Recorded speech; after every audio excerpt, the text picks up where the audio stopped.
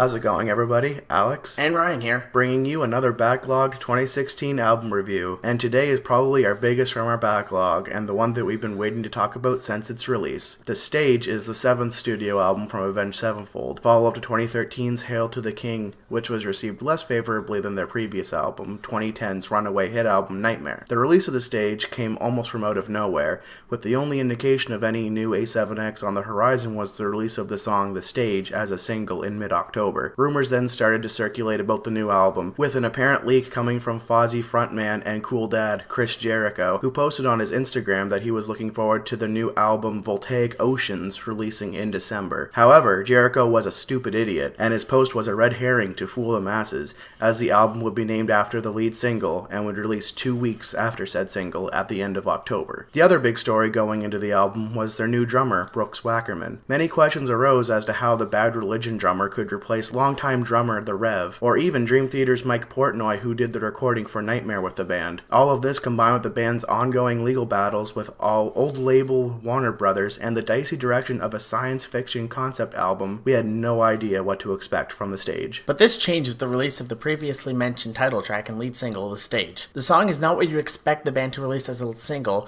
as it's an 8-minute progressive metal track, much unlike anything from their last release. Fans were intrigued by the songs, as musically it calls back to the City of Evil days. Personally, I felt the song was similar in style to their song MIA, which happens to be one of my favorite songs by the band. The song itself opens the album with a tapping guitar riff before the main riff crashes in, and it hits hard. It's incredibly heavy. The song's lyrics are also a lot deeper and more mature than previous songs as well, taking on a more political theme. Sinister Gates delivers one hell of a guitar solo before the song rolls into one of the strongest sections the band has ever written, where M Shadows delivers some great lyrics and the band plays a very melodic yet heavy section. The song then calls back to the original riff before ending off the song with a slow acoustic guitar playing. Again, another callback to MIA. The Stage was also the first display of what Brooks Wackerman had to offer for the band, and it was one hell of an introduction, as most fans felt he shared a similar style and approach to founding drummer The Rev. He's definitely able to hold his own in the band, and often finds himself pushing the younger members of the band to play stronger in this album. He definitely fits right in with the band. The first new track off the album is Paradigm, which features more great drumming from Wackerman, as well as a solid chorus and a very heavy breakdown. It's also nice to see the return of some growling vocals,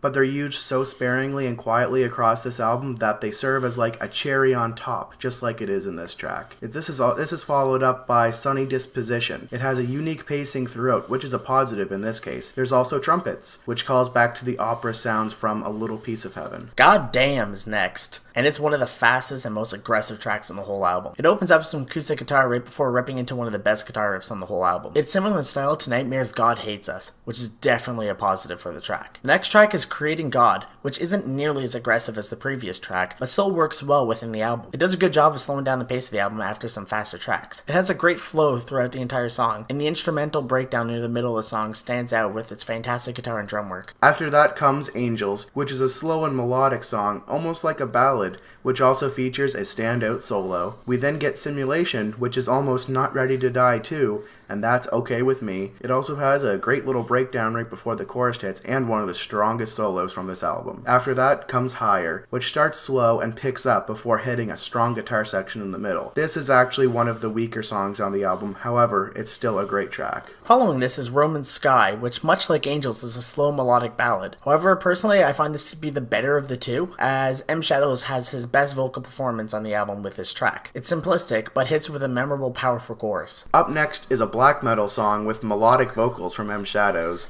but Fermi Paradox pulls that strange combo off very well, making it one of the more interesting tracks from a structural point of view, which would serve as a sample of the closing track, which would prove to be one of the weirdest combinations in music this year, but maybe one of the most successful. Finishing the album is the almost 16-minute epic Exist. Exist is truly unlike anything the band has ever recorded before. The first half of the song is entirely instrumental and showcases some of the best guitar work and drumming of the whole album. The song begins with a quiet electronic section before exploding into a fast, sweeping guitar riff. The opening is fast and intense and does not let up until around the 8-minute mark, when a slow acoustic guitar comes in and Shadows begins singing. His lyrics and vocals are quite soulful and melodic, and serves well as the closing to the concept of the album. The ending portion of the song, however, is probably the standout of the whole album. With a piece from famed scientist bassist Neil deGrasse Tyson that he wrote specifically for the song. His appearance on this track truly adds to the science fiction theme of the album. The music that plays over deGrasse Tyson is also some of the best on the album as well, with a great guitar riff and some truly intense drum patterns, up to and including the use of blast beats. With all of these elements combined, a strong argument could be made to say that Exist is not only the strongest song off the album, but quite possibly the greatest song Avenged Sevenfold has ever written. Reviews have been all across the board for this album, with some people giving it a mixed or poor review, but we don't understand those people at all.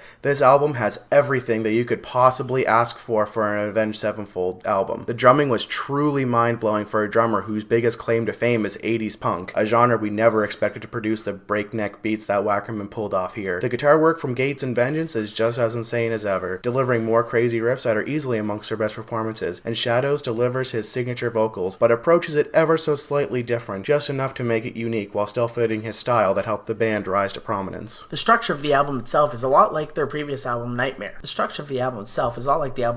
With some songs almost sounding like sequels to songs from that album, and even having a similar breakdowns to songs as well, with mostly fast-aggressive tracks, with a couple slow songs, and topped off with a long epic. The first addition here is that the stage has a more progressive style across all the tracks, a welcome direction from a band that hasn't really entered too much into that genre, and a better direction for the album than Hail to the King's 90s hard rock style. The concept of the album was also pulled off masterfully, as the album really does sound like a sci-fi adventure, especially during Exist, which already sounds like a trip through time and space, even without Neil deGrasse Tyson's monologue, though that was a very welcome finishing touch. All of this and more is why we give the stage a perfect 10 out of 10.